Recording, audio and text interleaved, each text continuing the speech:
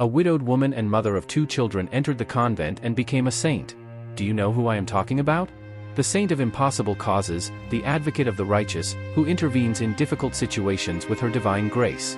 And if you're curious, here are 9 amazing facts about this saint of the Catholic Church. 9. Childhood and family. Saint Rita of Cascia was born in 1381 in the locality of Roccaporina, located in Italy. Her childhood was marked by a deeply religious family recognized as peacemakers of Jesus Christ. Saint Rita's parents were devout followers, known not only for their faith but also for playing the role of peacemakers in the name of Jesus Christ. This family context significantly influenced the spiritual formation and values that would shape Saint Rita's life over the years. A notable brief story from Saint Rita's childhood stands out. It is said that white bees deposited honey in her mouth when she was still a child. This story is often cited as a divine sign, a prelude to the extraordinary events that were to come in the life of this future saint. The story symbolizes divine presence from an early age, suggesting a special connection between Saint Rita and the sacred. Thus, the childhood and family of Saint Rita of Cascia are characterized by a birth in an Italian locality, an education deeply rooted in the Christian faith, and symbolic events that retrospectively point to the remarkable life she would have as the saint of the impossible. 8. Married life and challenges. Saint Rita of Cascia experienced a married life marked by notable challenges but also by a profound devotion to her faith in Jesus Christ. Her marriage was arranged with Paolo Ferdinando, and unfortunately, Paolo demonstrated over time problematic behavior, which posed significant challenges for Rita. Amidst adversity, Rita sought strength in her faith, finding in Jesus Christ a fundamental support to face marital difficulties. The couple had twin sons, both with difficult temperaments, adding additional layers of complexity to Saint Rita's family challenges. However, her unwavering faith continued to be a source of guidance and solace. A turning point occurred after 2 decades of marriage when Paolo Ferdinando finally converted to Christianity. This conversion, though late, brought a moment of spiritual relief for Saint Rita, who witnessed her husband's transformation. However, tragedy soon struck Saint Rita's life. Paolo, after his conversion, met a tragic fate, leaving a painful impact on the saint's life. 7. Loss of children and conversion. Saint Rita of Cascia faced a series of tragedies, including the loss of her children, in a significant episode of her life. After the death of her husband Paolo Ferdinando, Saint Rita's sons vowed to avenge their father's death. Faced with this situation, Rita turned to prayer, asking God for the salvation of her children's souls, seeking divine intervention to redirect their hearts toward peace and reconciliation. However, Saint Rita's life was again touched by sorrow when both sons succumbed to a fatal illness. The loss of her children represented a profound blow, further testing the faith and spiritual resilience of Saint Rita.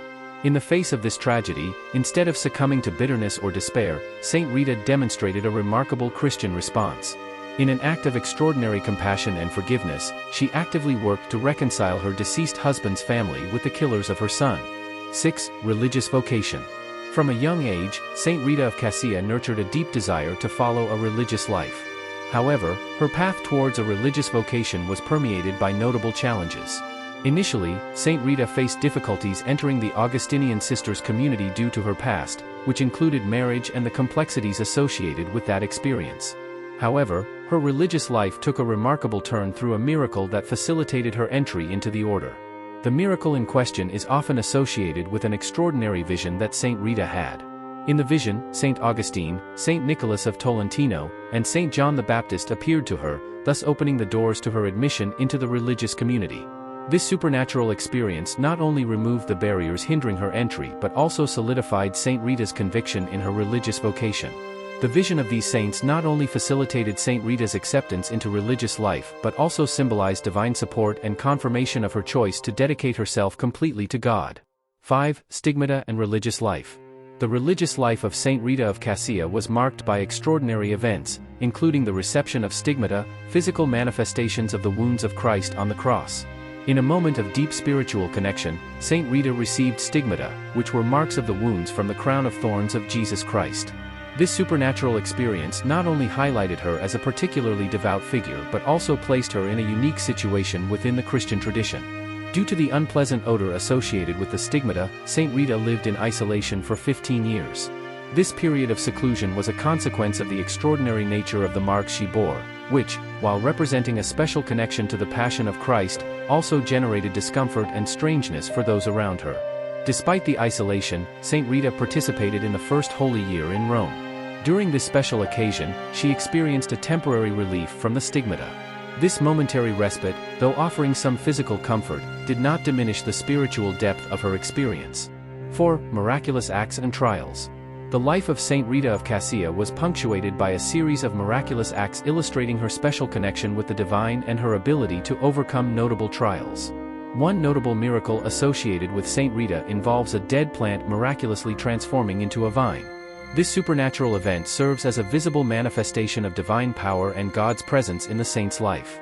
The transformation of something lifeless into something full of vitality symbolizes spiritual renewal and God's ability to bring life even to seemingly hopeless situations.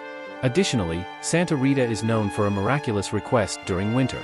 By asking for a rose and 2 figs during a season when these plants don't typically bloom, her request is miraculously fulfilled. This episode highlights divine intervention in Saint Rita's life, demonstrating that the supernatural is beyond temporal and natural limitations. Saint Rita's spiritual life was characterized by various stages, such as the purgative, illuminative, and unitive.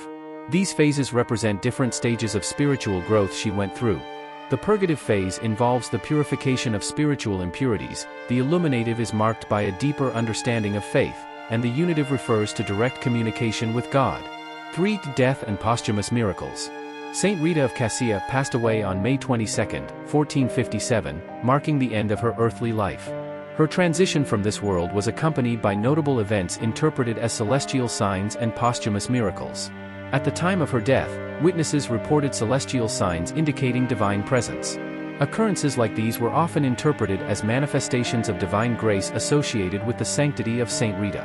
These signs, though often inexplicable in the light of human reason, were considered testimonies to divine favor over the saint's life.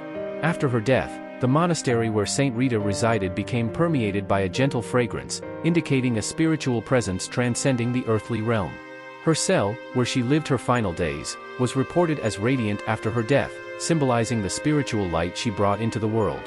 One of the most notable posthumous miracles related to Saint Rita involved the stigmata she bore during her life. After her death, the stigmata disappeared, replaced by a red mark with the characteristic fragrance of roses. This phenomenon was interpreted as a continuous sign of the spiritual presence and divine intercession of Saint Rita even after her departure from this life. 2. Ongoing devotion and pilgrimages. Devotion to Saint Rita of Cascia endures over time, evidenced by continuous religious practices and pilgrimages in her honor.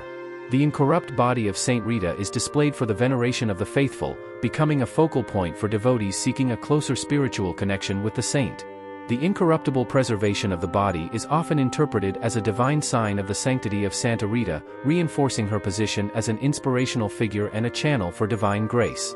Saint Rita is revered as the patroness of impossible cases and troubled marriages.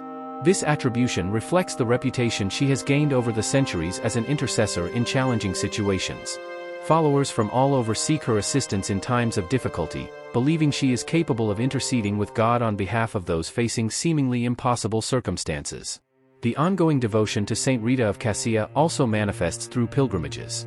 Devotees from various parts of the world travel to locations associated with her life, especially her sanctuary, to pay homage, make requests, and express gratitude for successful intercessions. These pilgrimages highlight fervent devotion and belief in the continued spiritual influence of Saint Rita. 1. Canonization and Liturgical Feast. The canonization of Saint Rita of Cascia, which took place on May 24, 1900, was a significant event in the history of the Catholic Church. The canonization process is an official recognition of a person's sanctity by the Church, and in the case of Saint Rita, it was conducted by Pope Leo XIII. The canonization of Saint Rita of Cascia resulted from a careful investigation and evaluation of her life, virtues, and crucially, the confirmation of miracles attributed to her intercession. The liturgical feast of Saint Rita of Cascia is celebrated on May 22, the day of her death. And thus, we come to the end of our story about the life of Saint Rita of Cascia. I hope you enjoyed it, and we'll see you in the next video.